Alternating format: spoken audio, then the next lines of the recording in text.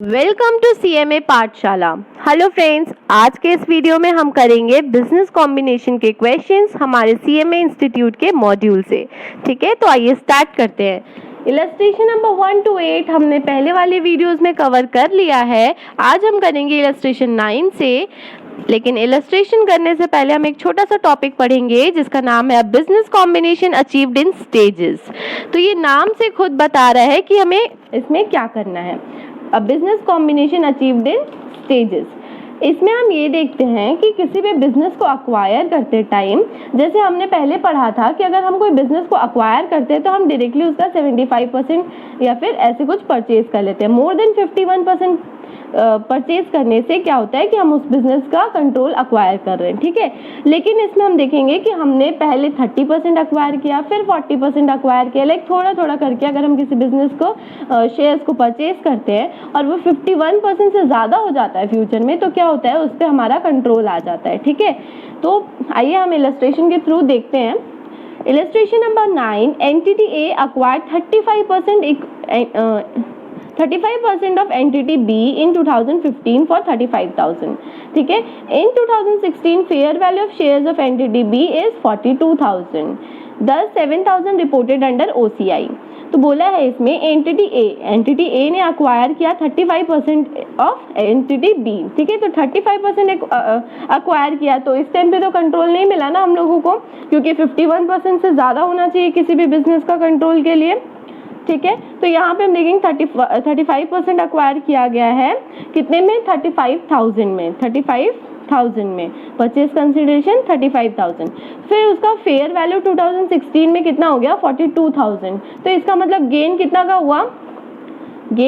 हुआ, 42,000 लेस 35,000। ठीक है, तो ये हमारा आया 7,000 का गेन, जिस यहाँ पे क्वेश्चन में ऑलरेडी दिया हुआ है 7,000 का गेन हुआ है, रिपोर्टेड अंडर ओसीआई। ओसीआई मतलब अदर कॉम्प्रिहेंसिव इनकम। ठीक है, जिसे हमने अदर कॉम्प्रिहेंसिव इनकम में रिपोर्ट कर दिया है। आगे लिखा है in 2016 a further acquired 40%, a further acquired 40% stake in B. ठीक है, पहले 35% किया, देन 40%, इसका मतलब टोटल 75%। अब हमारे पास उस बिजनेस का पूरा कंट्रोल आ गया ना। ठीक है, उसके बाद है कंसिडरेशन पेड 60,000। कितना कंसिडरेशन पे किया गया, 60,000। Entity A identifies the net asset of B as 1,20,000। Value 35% shares at 45,000। NCI is valued at proportionate net asset. यहाँ बोला है ए का जो आइडेंटिफाइज नेट एसेट का जो वैल्यू था, ठीक है, वो है 1,20,000।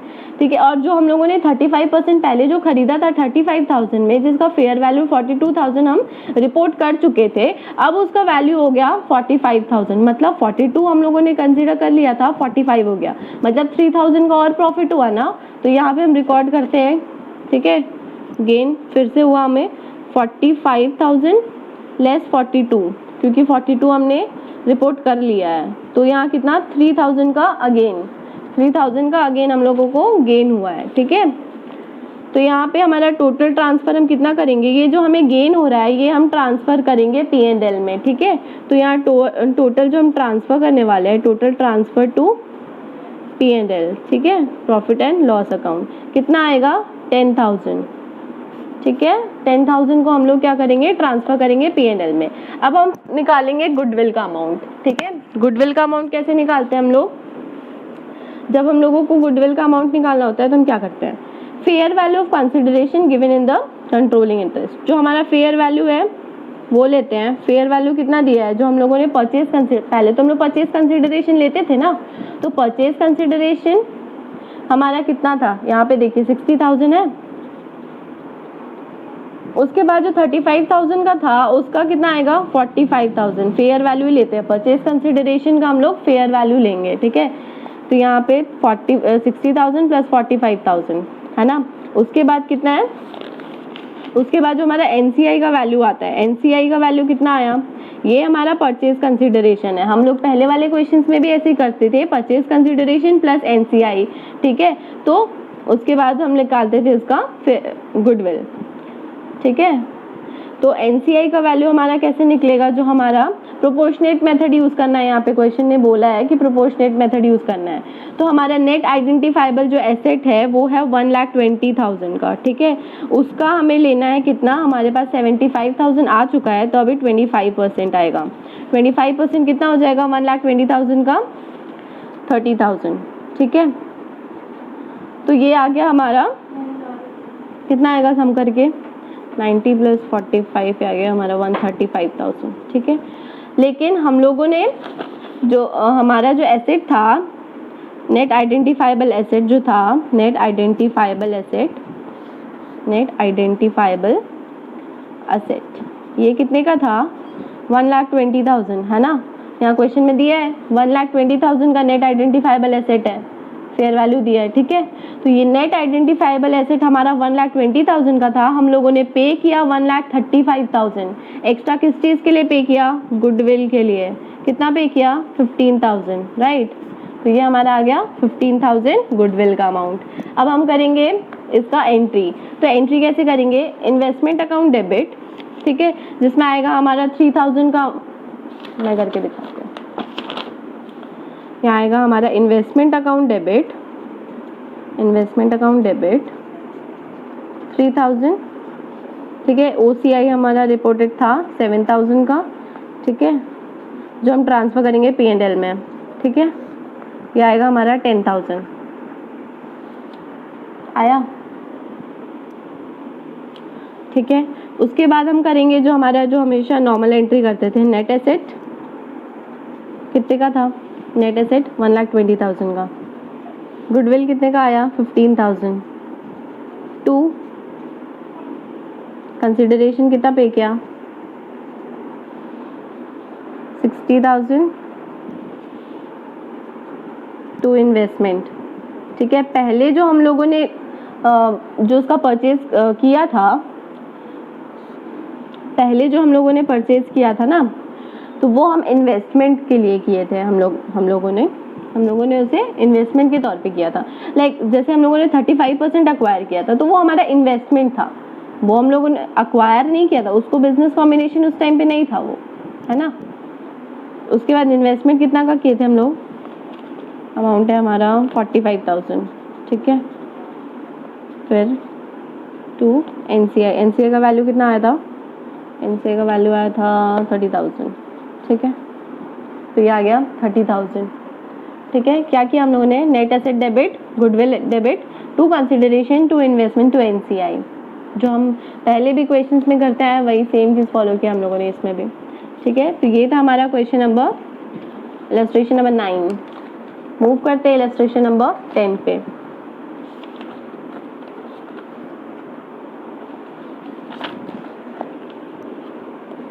हाँ, तो illustration number 10, X Limited agreed to take over Y Limited as on 1st October 2018.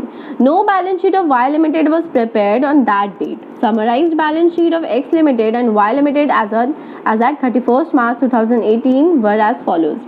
Asset और लायबिलिटी ये दिया है X Limited का, Y Limited का, ठीक है। ये बैलेंस शीट है, X Limited ने अक्वायर किया Y Limited को। एडिशनल इन्फॉर्मेशन दिया है हमारे यहाँ पे, for the 6 month period from 1st April 2018 X Limited and Y Limited made profit of 5,40,000 and 3,60,000 respectively after writing off depreciation 10% per annum on their fixed assets. फिर बोला है both the companies paid on 1st August 2018 equity dividend of 10% dividend tax, ठीक है, DDT at 15% was paid by each of them on such payment. Goodwill of Y Limited was valued at 168,900. On that day, on the date of takeover, stock of Y Limited subject to an abnormal item of 8,500 to be fully written off would be appreciated by 20% for purpose of takeover. X Limited would issue to Y Limited shareholders fully paid equity shares of 10 on the basis of comparative intrinsic value of the shares on the date of takeover, ठीक है। तो हमें निकालना क्या क्या है, consideration निकालना है, फिर निकालना है कैलकुलेट नंबर ऑफ शेयर्स, उसके बाद क्लोजिंग बैलेंस निकालना है, ठीक है। तो देखते हैं कैसे होगा। सबसे पहले हम लोग कंसिडरेशन निकालेंगे, क्वेश्चन में बोला गया है, ठीक है। क्वेश्चन ने बोला है तो हमें करना ही पड़ेगा। करते हैं। कैसे निकालते हैं? सबसे पहले कंसिडरेशन निकालेंगे, ठीक है। तो सबसे पहले जैसे परचेज कंसिडरेशन के लिए क्या करना है हम लोगों को, कि हम लोगों ने पूरे बिजनेस को अक्वायर किया है, राइट। तो उसका पूरा फिक्स्ड एसेट आ जाएगा हमारे पास। तो सबसे पहले हम लिखेंगे फिक्स्ड एसेट, ठीक है, ये एक्स का ये वाई का। तो लेस करेंगे डेप्रिसिएशन, ठीक है, डेप्रिसिएशन फॉर 6 मंथ, ठीक है। तो हम लोगों को लेना है फिक्स्ड एसेट का 10% डेप्रिसिएशन है, 15,50,000 और 6 मंथ के लिए। तो हम डायरेक्ट 5% कर सकते हैं ना, तो 15,50,000 का 95% करें तो आ गया हमारा 14,72,500, ठीक है। उसके बाद है हमारा 12,60,000 का 95%, 11,97,000, राइट, ठीक है। उसके बाद हमें क्या करना है, स्टॉक के लिए कुछ दिया था, एडजस्टमेंट नहीं दिया है स्टॉक के लिए, हाँ दिया है, स्टॉक के लिए एडजस्टमेंट दिया है हमें, बोला है कि यहीं पे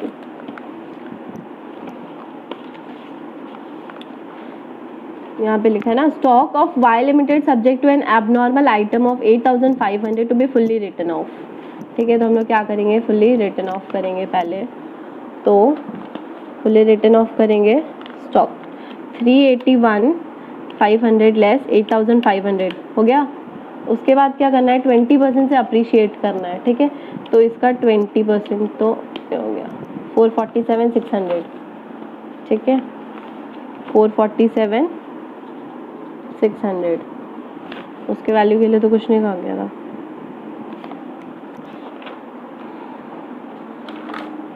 एक्स का वैल्यू सेम रहेगा ना, 35,500 स्टॉक, ठीक है। फिर है हमारा डेटर के लिए कुछ बोला गया है ना, डेटर के लिए कुछ नहीं बोला गया है। तो सेम अमाउंट ले लेंगे 49,500, 231,000, ठीक है। फिर आएगा हमारा गुडविल का अमाउंट। तो गुडविल एक्स का नहीं लेंगे, क्यों नहीं लेंगे, क्योंकि एक्स ही तो अक्वायर कर रहा है, ठीक है। तो वाई का गुडविल क्या है, गुडविल कितना है 168,900, ठीक है। उसके बाद है हमारा, अब हमें लेना है कैश और बैंक, उसके लिए तो हमें निकालना पड़ेगा क्योंकि बहुत से एडजस्टमेंट हुए हैं ना कैश और बैंक के लिए, ठीक है। तो पहले वो निकालते हैं हम लोग, इतना स्पेस छोड़ देते हैं, पीछे करेंगे वर्किंग नोट। कैसे निकलेगा, बैंक का स्टार्टिंग का बैलेंस है एक्स लिमिटेड का वाई का, ठीक है। स्टार्टिंग का बैलेंस है 3,40,000, फिर है 1,80,000 वाई का। नेट प्रॉफिट दिया है, ठीक है। तो बैंक में जब हमें नेट प्रॉफिट हुआ है तो वो बैंक में ऐड होगा ना। नेट प्रॉफिट कितने का हुआ है, 540 एंड 360, राइट। उसके बाद है डेप्रिसिएशन ऐड करेंगे 77,500, 63,000, ठीक है। टोटल करेंगे कितना आएगा, 9,57,500 और यहाँ पे 6,03,000, ठीक है। डेप्रिसिएशन ऐड कर दिया हम लोगों ने, टोटल आ गया। अब क्या पे किए हम लोगों, ठीक है, हम लोग क्या पे किए, डिविडेंड पे किए। डिविडेंड पेड कितना, 10%, कितना आएगा 2,01,50,000।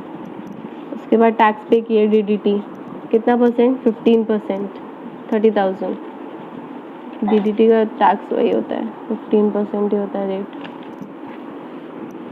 ठीक है। तो बैलेंस आ जाएगा जो, ज़्यादा कैलकुलेशन नहीं कर रही हूँ क्योंकि बहुत फिर लेंदी हो जाएगा वीडियो।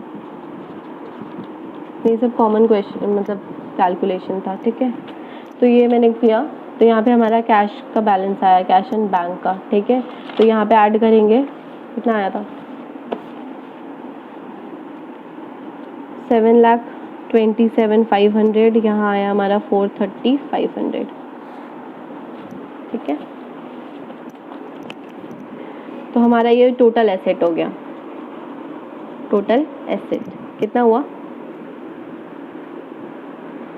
30,85,000। ठीक है, यहाँ आया 24,75,000, राइट। लेस करेंगे क्रेडिटर 85,000, 75,000। ठीक है, ये आया हमारा net value of asset. Net value of asset 30 lakh, 24 lakh. ठीक है, हाँ, तो ये हमारा जो आया ना, ये परचेज कंसिडरेशन आया हमारा। ये जो y का वैल्यू आया ये परचेज कंसिडरेशन है। ठीक है, अब बोला है कि number of equity. Number of equity हमारा गिवन है।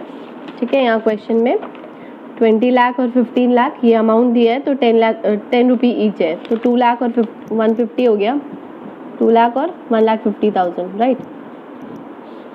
अब इसको डिवाइड करेंगे इससे, तो हमारा वैल्यू आ जाएगा, इंट्रिंसिक वैल्यू 2 लाख आया 15, इसका आया 15, इसका आएगा 24 लाख डिवाइडेड बाय 1,50,000 आया हमारा 16। ठीक है, ये क्या आया हमारा इंट्रिंसिक वैल्यू।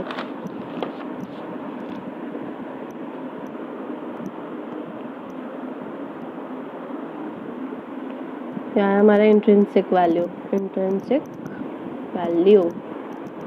ठीक है, यह आया हमारा इंट्रिंसिक वैल्यू। कंसिडरेशन आया था 24 लाख रुपए का। ठीक है, 24 लाख रुपए उसको पे करना है, लेकिन उसका वैल्यू कितना है? 15 रुपी। एक शेयर का, एक्स लिमिटेड का एक शेयर का प्राइस है 15 रुपी, और उसको कंसिडरेशन पे करना है 24 लाख रुपी। ठीक है, तो उसको कितना मतलब इक्विटी शेयर इशू करना पड़ेगा। ठीक है, तो हम लोग देखेंगे 24 लाख रुपी अगर उसको पे करना है और उसको 15 रुपी एक शेयर का प्राइस है, तो 1,60,000 अगर वो शेयर इशू करेगा तो उसका कंसिडरेशन पे हो जाएगा। समझ आया?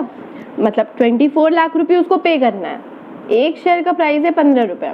ठीक है, और उसको 24 लाख रुपए का कंसिडरेशन पे करना है, तो वो 1,60,000 शेयर अगर इशू कर देगा उसके लिए, उसके अगेंस्ट में, तो क्या होगा? उसका कंसिडरेशन हो जाएगा सेटल, है ना। तो ये था हमारा क्वेश्चन इलस्ट्रेशन नंबर 10। अब देखते हैं इलस्ट्रेशन नंबर 11। कुछ भी डाउट हो आप मेरे को टेलीग्राम पे मैसेज करके पूछ सकते हो। ठीक है, मतलब थोड़ा सा हौच पौच हो गया है क्वेश्चन में, लेकिन मैंने समझा तो दिया ही है। अगर कुछ भी डाउट हो तो आप मुझे को पूछ लेना। हमारा इलस्ट्रेशन नंबर 11 स्टार्ट करते हैं। The summarised balance sheet of A limited and B limited as on 31st March 2017 are given below. B limited was merged with A limited with effect from 31st March 2017। ठीक है, तो यहाँ पे मर्ज हुआ है, ए limited और बी लिमिटेड क्या हुआ? मर्ज हो गया। तो यहाँ पे बैलेंस शीट दिया है ए लिमिटेड और बी लिमिटेड का। A Limited would issue 12% debentures to discharge the claim of the debenture holders of B Limited at par. Non-trade investment of A Limited fetched 20%, while those of B Limited fetched 12% profit. ठीक है, तो ये non trade investment के लिए बताया गया कि इतना इतना प्रॉफिट आया, 20% एंड 12%। उसके बाद यहाँ पे हमें 3 साल का प्रॉफिट दिया हुआ है। ठीक है, गुडविल में भी calculated on the basis of capitalisation method taking 20% as a pre tax normal rate of return. ठीक है, नॉर्मल रेट ऑफ रिटर्न कितना दिया है? 20% दिया है। Purchase consideration is discharged by A limited on the basis of intrinsic value per share. इसमें भी intrinsic value निकालना है। ठीक है, उसके बाद है prepare balance sheet. Balance sheet बनाना है हम लोगों को, बैलेंस शीट बनाना है इस क्वेश्चन में। तो स्टार्ट करते हैं, कैसे करना है।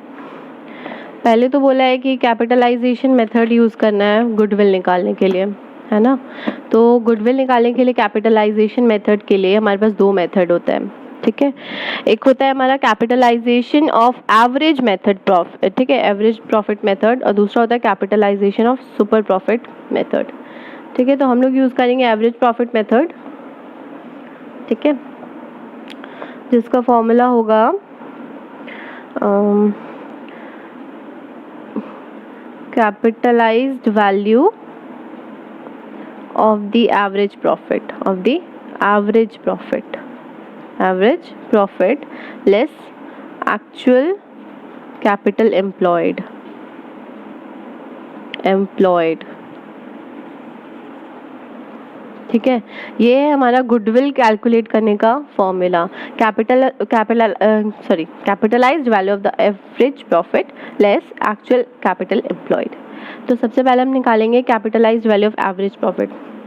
पहले कैपिटल एम्प्लॉयड निकाल लेते हैं। ठीक है, कैपिटल एम्प्लॉयड कैसे निकालते हैं पता है?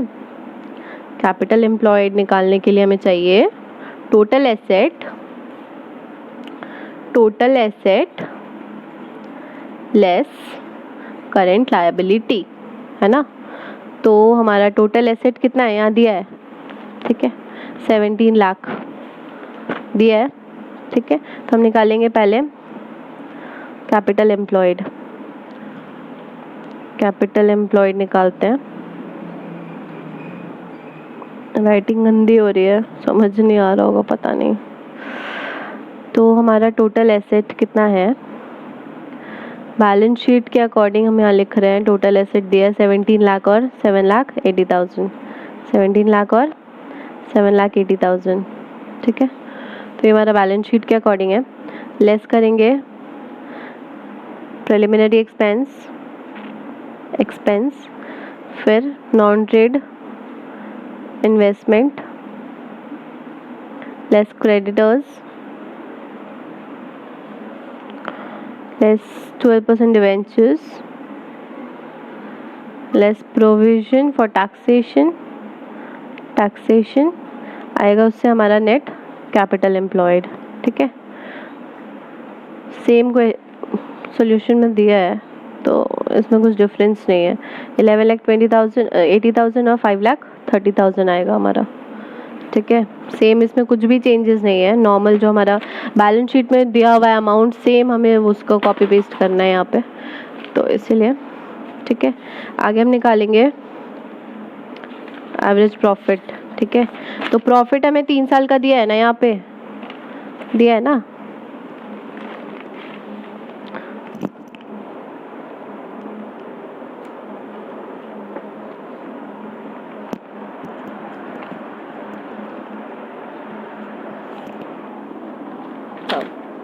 टोटल प्रॉफिट कितना दिया हुआ है, profit 6 lakh plus 7 lakh plus 5 lakh कितना होता है, 18 लाख। ठीक है, 18 लाख और ये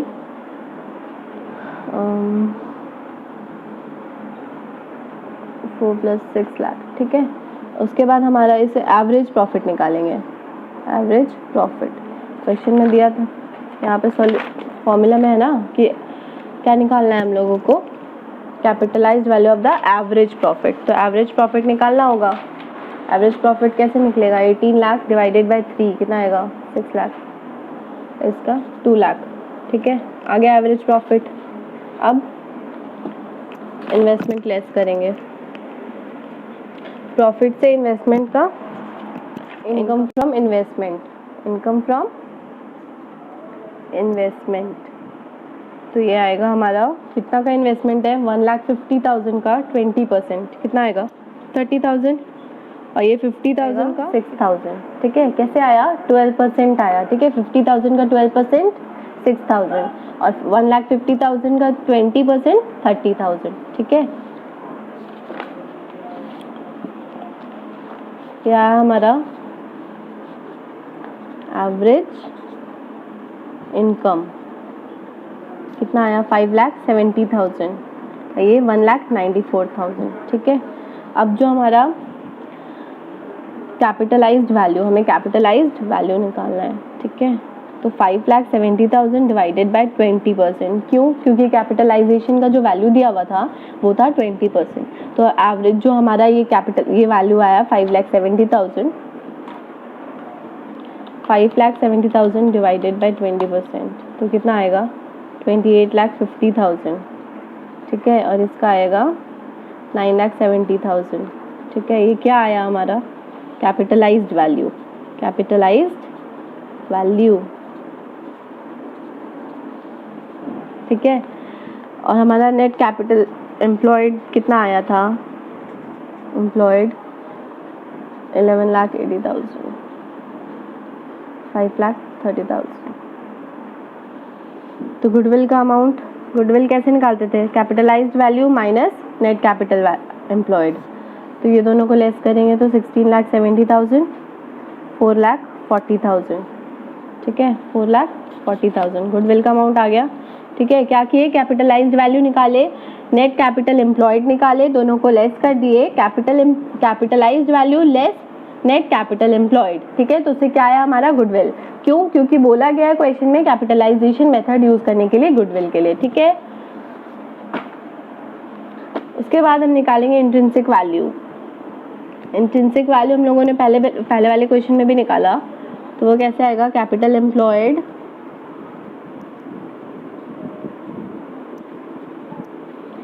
ऐड करेंगे नॉन ट्रेड इन्वेस्टमेंट। ठीक है, तो 11,80,000, 5,30,000, 1,50,000, 50,000 ऐड करेंगे गुडविल, कैपिटल एम्प्लॉयड में ऐड कर देते हैं। ठीक है, इससे क्या आ जाएगा टोटल, ये हमारा परचेज कंसिडरेशन आया। ठीक है, क्या आया, परचेज कंसिडरेशन। परचेज कंसिडरेशन में तो हम लोग जो जो पे करते हैं सब लिख देते हैं ना, सबको ऐड कर देते हैं, तो वही किया हम लोगों ने यहाँ पे भी। ठीक है, परचेज कंसिडरेशन आया। अब number of shares, number of shares कितना है, 80,000 and 30,000 given in question. Okay, उसके बाद है इंट्रिंसिक वैल्यू निकालेंगे, सेम है और क्या, 30 लाख डिवाइडेड बाई 80,000 हमारा आएगा 37.50 और ये 34, कितना आया 34। हाँ, तो ये आ गया। अब बनाएंगे बैलेंस शीट। बैलेंस शीट ऐसे ही बता देती हूँ। ठीक है, तो फर्स्ट हमारा आएगा बैलेंस शीट में नॉन करेंट एसेट। ठीक है, तो नॉन करेंट एसेट में फर्स्ट है PPE, that is property plant and equipment. तो दोनों जो हमारा कंपनी है A लिमिटेड और B लिमिटेड, दोनों का जो सम आएगा फिक्स्ड एसेट का 10 लाख प्लस 4,50,000, तो ये हमारा हो जाएगा 14,50,000। ठीक है, फिर है गुडविल। गुडविल हम लोग सिर्फ एक ही कंपनी का लेंगे जो अक्वायर कर रहा है। ठीक है, मतलब जिसको हम लोग अक्वायर कर रहे हैं उसी का गुडविल का अमाउंट लेंगे। ठीक है, तो ये आया हमारा 4,40,000। फिर है नॉन करेंट इन्वेस्टमेंट, तो 2 लाख रुपये। ठीक है, दोनों का सम है ये भी। तो ये आ गया हमारा टोटल इक्विटी लायबिलिटी। ठीक है, नॉन मतलब करेंट एसेट का हमारा क्या है, यहाँ पे दिया हुआ था, stock, sunrise debtor, advance tax, cash and bank, सबका मतलब दोनों का सम करके ये करेंट एसेट आएगा।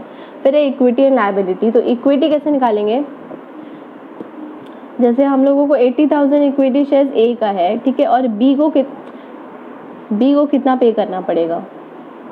ठीक है, इससे पहले वाले क्वेश्चन में भी हम लोगों ने ऐसे ही किया था कि अगर हमें 10,20,000 पे करना है।